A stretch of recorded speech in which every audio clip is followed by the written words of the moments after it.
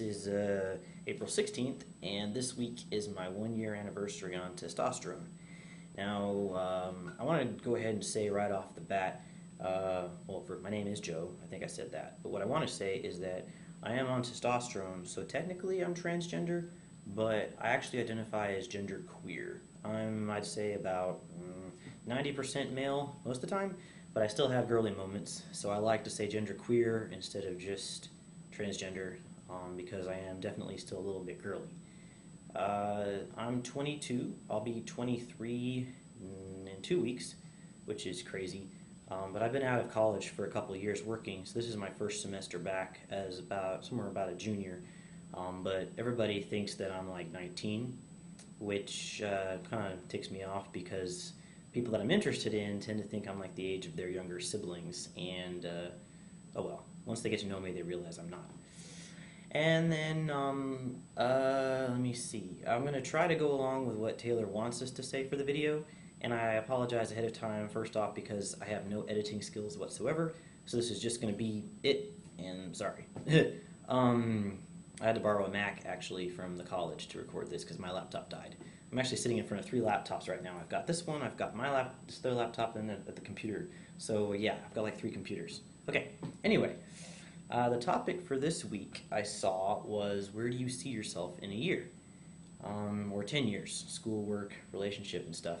Well, right now I'm in college. I'm studying film and psychology. I really love film, and I really love helping people. And I'm pretty concerned with LGBT issues. I'm also kind of religious, but I like to think of myself as the cool kind of religious, where I'm a Christian and stuff, but I've got friends from every walk of life, and I don't try to ram my religion down anybody's throat.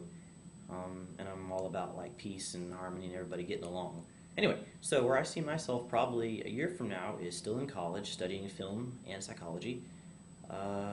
And then, let me see, relationship-wise, probably single. I don't know though. I'm open to the option of dating, but right now I'm trying to focus on getting my life in order. But I'm definitely, available.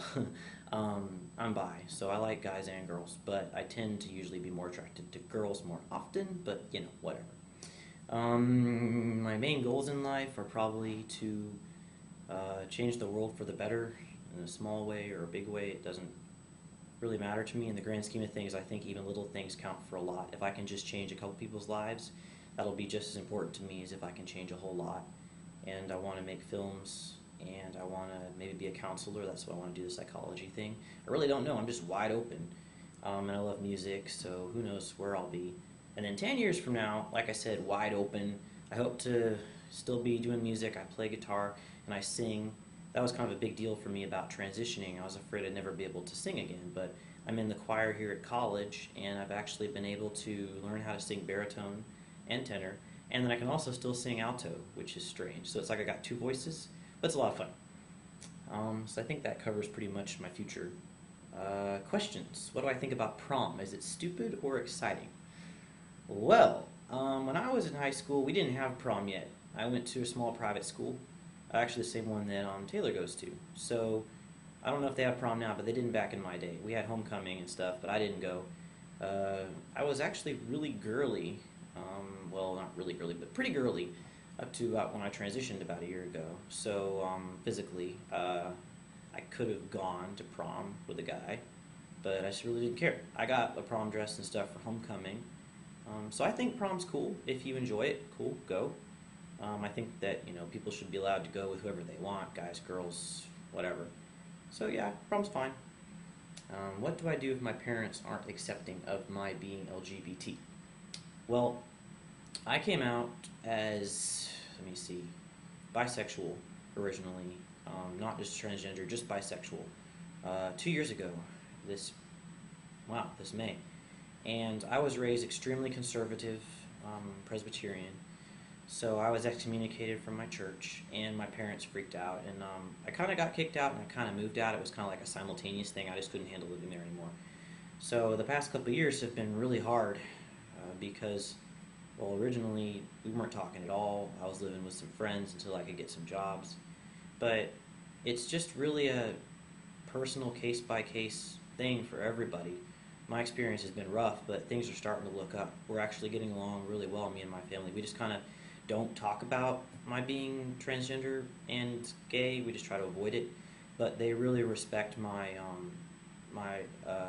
character and everything. Like, I'm still very religious, and also I'm doing really well in school. I have all A's right now, which I've never done before in my life. But I was determined to get the Hope Scholarship back, and I'm working on it. And even though they don't approve of my being transgender, they pretty much had to accept it because it's not going away. And it's really weird seeing myself in the camera. Sorry. Yeah. Okay. Anyway, so for me, it's been a process. You just have to really. Yep. I try to get in their shoes. I try to be like, imagine how they're feeling. You know, they had a daughter. Now they've got another son, but still in their mind a daughter. And in their mind, I'm going to hell because I'm gay. So I just really try to be understanding. And if you're still living at home, and I really recommend not coming out if you can't help it at all, because it makes things financially awkward if you don't have a place to go, and it can cause unneeded stress. If you can wait until after you're moved out, do that. For me, I couldn't. I was just so depressed. I was almost suicidal, so I just had no choice. But I really recommend, if it's not a good situation to foretelling, just wait as long as you can and try to do it in the best timing possible for everybody. But then it's just a process of working through it. And my thing was, I got really angry with my parents originally. Like, I was just so mad because I've been raised believing gay people were going to hell and stuff. So initially when I came out, I was just like, I came out with all cylinders firing. I was just like, I'm so mad at you people. We get in these big fights, and every time we talked on the phone, it was, well, I've really learned to try to be diplomatic and polite and respectful. They're still my parents, no matter how old I am. So try to be respectful and understanding, but still firm. This is who I am. It's not changing, but I'm still your respectful child, and I still love you. And same thing with siblings, and over time they'll just have to accept you. So that's pretty much my take on coming out. Do it smart. Do it when the time's right. Be respectful, but be firm about who you are. It's who you are. They can't change it. But make it clear you still love them and you understand if they can't accept it.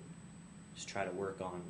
The term I always say is it's an irreconcilable difference, or you just can't.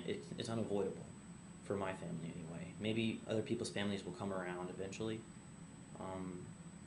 but sometimes it's just not an option. So it's just about going with what you got, working with it. Funny stuff. What's your favorite comedian? Who? Well, I have 3, and I'm actually going to put links down here to them if I can figure out how to do that. My 3 favorite comedians at the moment, my all-time favorite comedian is Jim Carrey. But at the moment, I have 3 women who are my favorite comedians that I recently found online. I love Maria Bamford. Maria, B-A-M, and then like a Ford car. Maria Bamford. She has a little mini-series called The Maria Bamford Show, and it's really funny. You should check it out. And then there's one named Margaret Cho. She's Korean, I think, and she's also bi, and she's hilarious. She does a bunch of routines where she imitates her mom, who's Korean, and then also she talks about a lot of gay issues and political stuff too. She's really funny.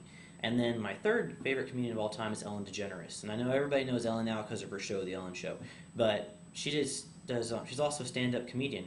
What I love about Ellen is that she's like a master at being smart at the same time as being funny, and I can't stand it when comedians laugh at themselves. Like, I think that's so stupid. Like, oh, you're so funny, you think you're funny too. That's kind of proud and stupid. So I like Ellen because she stays like serious the whole time usually, but she's got some really smart stuff, like quippy.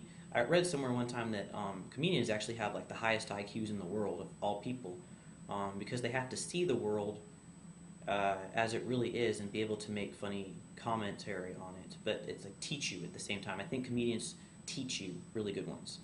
Like, they say something smart that sticks with you. That's what I love about Ellen. So I'll post links to those 3. And I'm going to say again, I apologize this video got so long, but my excuse is I never post, so I'm allowed to do a 10-minute video.